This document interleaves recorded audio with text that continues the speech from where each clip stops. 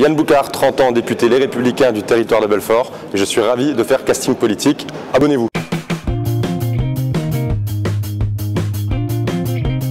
Bon alors Yann, qui es-tu, que fais-tu, d'où viens-tu? Raconte-moi ta vie.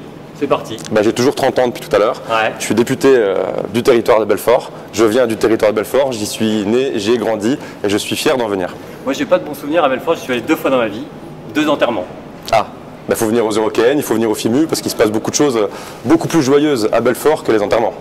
Mais après, comme dans tous les autres départements, on a quelques personnes qui décèdent, un peu moins qu'ailleurs, mais on en a aussi. Parce que vous n'êtes pas nombreux. On est un peu plus de 150 000. Ah oui, c'est pas mal.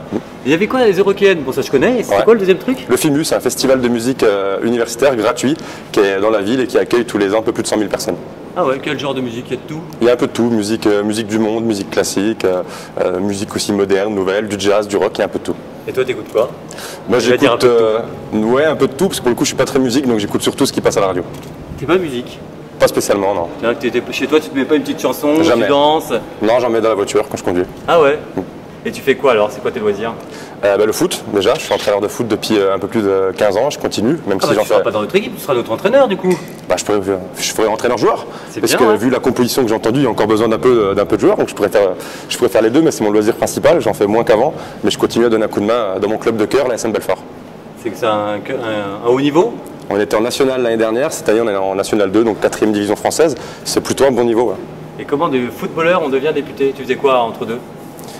Moi j'ai fait une prépa commerce, ensuite j'ai fait une école de commerce, j'ai été commercial quelques années, ensuite j'ai été assistant parlementaire de mon prédécesseur, Damien Meslot. Ah oui d'accord. Voilà. Bon bah ça aide. Ça aide, ouais, effectivement. Ouais. Mais c'est le foot, ceci dit, qui m'a emmené à tout ça. Donc, Et t'as toujours fait de la politique, même tu militais quand t'étais au foot? Du tout, non, parce que là, je fais une grosse... un tacle, un autocollant UMP, un truc comme ça? Je fais une grosse différence. Quand on est au foot, on fait du foot. Quand on fait de la politique, on fait de la politique. Moi, je sépare les activités, parce que je pense que c'est plus simple. Et ceci, c'est grâce au foot que j'ai rencontré Damien Meslot, qui m'a proposé d'être sur sa liste au municipal, puis d'être son assistant parlementaire, puis de lui succéder. Est-ce que là, tu vas aller au match, tu vas mettre ton petit maillot et ton maquillage de blanc-rouge? Non, je suis pas très maquillage, le maillot oui, le maquillage, pas très maquillage. Je suis pas très maquillage. Non. Ouais. Même si j'ai vendu du maquillage, parce que j'ai été commercial pour L'Oréal notamment. C'est vrai? Ouais, dans le maquillage. Cette petite expérience là? C'était que pendant 4 mois, donc je faisais le tour des grandes surfaces pour en rouge à lèvres? Rouge à lèvres, mascara, blush. Et tu devais essayer ou pas? Non, puis je ne devais même pas conseiller, donc ça avantageait. C'est quoi ta réputation? Je le vendais au chef de rayon. Quelle est ta réputation à l'Assemblée? Il faut demander à mes collègues, je dirais que je suis souriant, peut-être un peu tête dure par certains moments. T'es généreux? Qui disent oui. Ouais, je suis généreux. Ouais. Est-ce que tu es celui qui distribue les chewing-gums quand tu en as, tu sais, au bout d'un moment qui ont une mauvaise haleine, tout ça? Tout le monde a une bonne haleine à l'Assemblée, c'est comme, comme dans les films américains. Tout le monde a une bonne haleine, tout le monde est bien coiffé et personne ne grossit. C'est quoi ton plat préféré, toi? Il y a un dessert, le tiramisu. Puis sinon en plat, un roast beef avec des frites, ça me va bien. Tu cuisines? Ouais, un peu. Un tout petit peu, des pâtes à la carbonara quoi. Ah oui, mais alors avec ou sans crème fraîche? Avec crème fraîche, ouais. Bah oui, mais c'est meilleur. Ah oui. On est d'accord. C'est pas l'italienne, mais c'est meilleur. Cet été, qu'est-ce que tu as de prévu? Où tu vas en vacances? Pour l'instant, déjà, on va siéger jusqu'au 8 août. Puis ensuite, je vais certainement prendre un peu de vacances, mais c'est pas encore décidé. On devrait partir avec des copains, mais je sais pas encore où.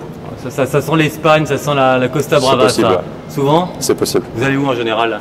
Non, l'année dernière, on a fait Berlin, donc c'est moins ensoleillé. Ouais. Mais c'est sympa aussi. Et l'année d'avant, Milan. D'accord. Tu serais plutôt introverti ou extraverti, toi? Ça dépend des moments. Ça dépend des moments. Ici, le rôle, c'est quand même d'être un peu extraverti. Ouais. Sinon, non, je suis plutôt d'un naturel assez timide. Mais ceci dit, le métier qu'on fait nous pousse à aller au-devant des gens et c'est très bien. Tu as déjà pris le micro, j'imagine, pour une question, etc. Oui, bien sûr. C'est flippant ou pas? La première question au gouvernement, c'est flippant. Surtout que c'était sur un sujet important chez moi, Alstom. C'est toujours impressionnant. On sait qu'on est vu à la télé, on sait qu'il y a 500 personnes dans l'hémicycle qui nous regardent, donc c'est impressionnant. Mais ensuite, quand on s'y est habitué, ça va tout seul. Et quand tu t'es vu, t'étais fier ou tu dis non, je bafouille? On voit, quand on se regarde de soi, on voit surtout les petits problèmes qu'il y a, mais en réalité, ça allait.